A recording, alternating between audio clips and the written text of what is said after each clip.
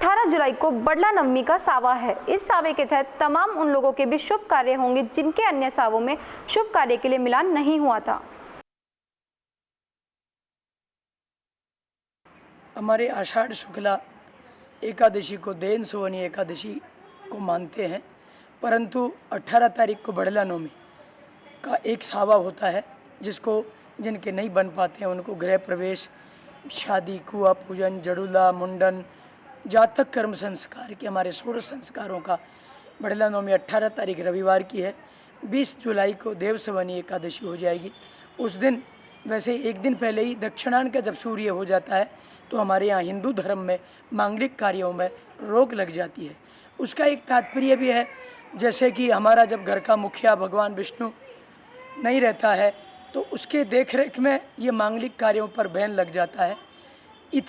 इन 4 मास, ये 4 मास में बरसात का जो ऋतु आ जाती है, चातुर्मास में वैसे भी जीव जंतु, कीड़ा मकोड़ा आदि का व्यवस्थाओं का बोलबाला भी ज़्यादा हो जाता है। तो हिंदू धर्म में जो जीव हत्या का कार्यक्रम होता है, जैसे आपने देखा होगा वर्षा ऋतु में लाइट चलती है और उस पर जो है बरसात में तितली आती हैं और जीव हत्या हो जाती है, तो उनकी आयु इतनी कारक होती है। तो हमारे जब आषाढ़ शुक्ला एकादशी 20 जुलाई को देव सोएंगे तो 14 नवंबर को देव सोनी उठनी एकादशी, जिसको देव उठन एकादशी कहते हैं, उससे हमारे फिर मांगलिक कार्य प्रारंभ होंगे।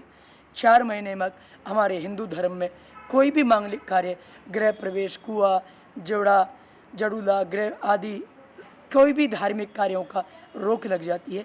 फिर ये 4 महीने तक चातुर्मास में, अच्छा चातुर्मास में एक आपको छोटा सा इसलिए भी करना चाहूँ कि 4 मास का जो ये चातुर्मास पर विवाह संबंधी पर रोक लगती है, अनेक कार्यों पर रोक लगती है, ये केवल भक्ति का एक मार्ग माना जाता है। इन चातुर्मास में आपने देखा जैन संप्रदाय के संत लोग इन चातुर्मास में करते हैं, ज़मीन पर सोना बंद एक खाट पे सोना बंद कर देते हैं, कुछ वस्तु त्याग करते हैं, दाढ़ी नहीं बनाते, हजम, इन समय इन त्याग की तपस्या का बलिदान का जो समय है, तो ये चातुर्मास का समय है। इस पर हमारे मांगलिक कार्य बंद हो जाते हैं।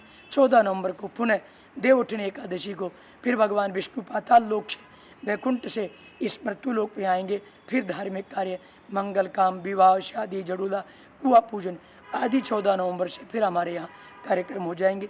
परंतु अब की बार तो कुछ ऐसी भगवान की कृपा बन रही है, ये कोविड चल रहा है तो ज़्यादा भी मांगलिक कार्य आदि उत्सवों में भाग नहीं ले रह सके, पर परमात्मा 14 नवंबर के बाद तो हमारे यहाँ सब ठीक करेंगे और फिर पुनः जिस प्रकार से भगवान नारायण की कृपा से धूमधाम से आदि मंगल कार्यों पर उत्साह होगा और अनेक कार्यों पर चालू होकर भगवान नारायण की, विष्णु की पूजा करेंगे।